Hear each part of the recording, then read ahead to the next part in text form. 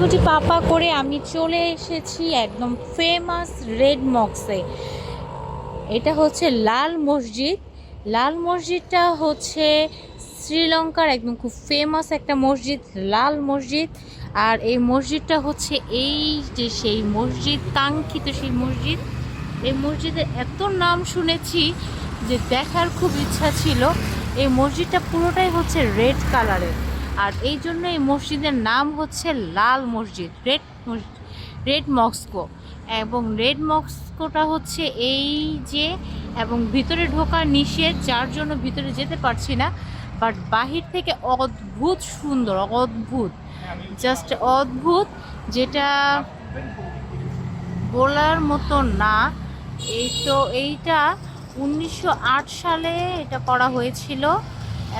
Red mosque awesome, just awesome. যদি কেউ শ্রীলঙ্কাতে আসেন তাহলে অবশ্যই এখানে এসে ভিজিট করে যাবেন। এটা যদি ভিজিট না করেন তাহলে মনে করবেন কিছুই দেখেন নাই, একদম পুরাই মিস করে ফেলবেন। যদি এটা ভিজিট না করে থাকেন তাহলে পুরাই মিস করবেন এটা। এবং এটা হচ্ছে একদম ডাইরেক্ট, এটা ইসের অপোজিটে,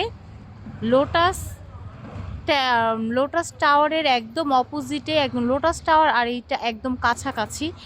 একদম খুবই সুন্দর একটা মস্কো, খুবই সুন্দর, অদ্ভুত অদ্ভুত।